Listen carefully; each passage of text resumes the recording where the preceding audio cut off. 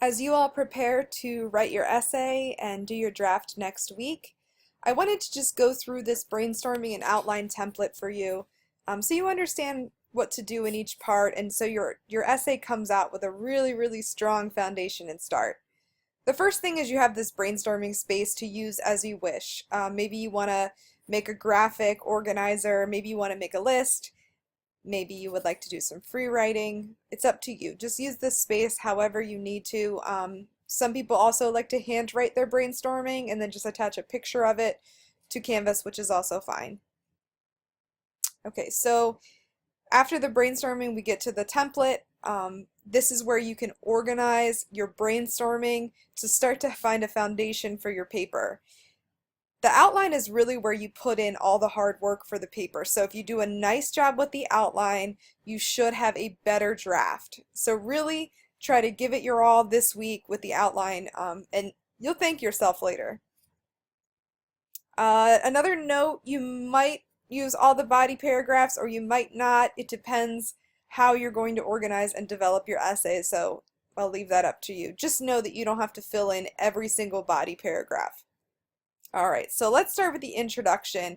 And we have three main things here: ideas for the hook, a summary of the issue, and a thesis. So for your hook, you're going to want to come up with something that will draw people into this argument, into this topic that you're, this controversy sort of that you're writing about, and make them feel something, pull them into it, connect them.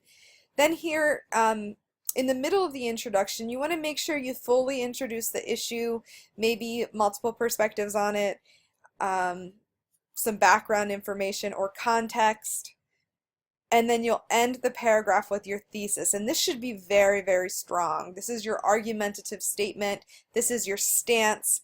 Make sure it's not a question, but the answer to the question. It's a statement, it's a stance, it's clear. Look at your verbs, look at your concision, and make sure it's a really strong, persuasive sentence. And the best way to check that is to make sure that someone would disagree with you in the way that it's worded. They might say, "Oh, no, I disagree." That's good. If someone would disagree with you, that means it's argumentative. If everyone would say, "Well, yeah, that makes sense the way you said it," it's not argumentative, and you need to make it stronger.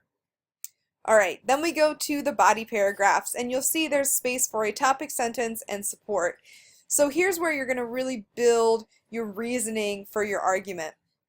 Every topic sentence should echo the argument in your thesis, but explain one reason why you are correct or you are right in your stance. Okay, try to avoid using the word I in this paper. Instead, just go right into the idea.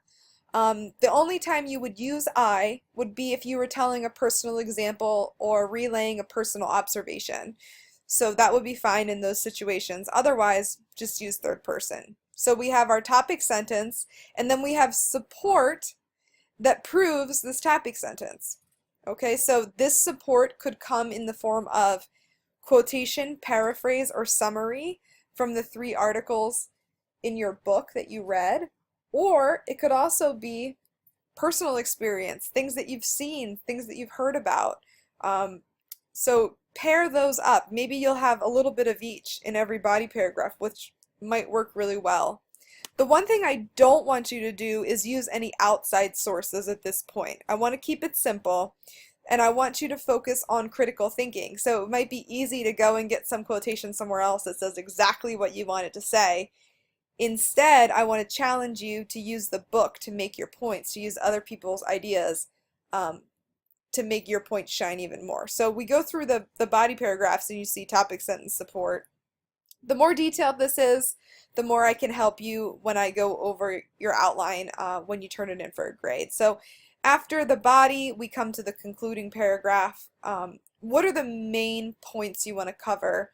What's your overall argument? You want to reiterate it one more time and emphasize it. And then you want to end with some kind of memorable concluding idea. In an argument paper, a really good way to end it is perhaps a call to action. So asking your reader to go and do something about maybe the issue or the problem or the stance. So how can you kind of make an impact? You have one last chance to, get into the head of your reader. What is it that you want to say to them to really convince them, or at least make them see your perspective on this issue? All right, so fill this out to your best ability, send it over to me, and then I'll give you some feedback before you start drafting.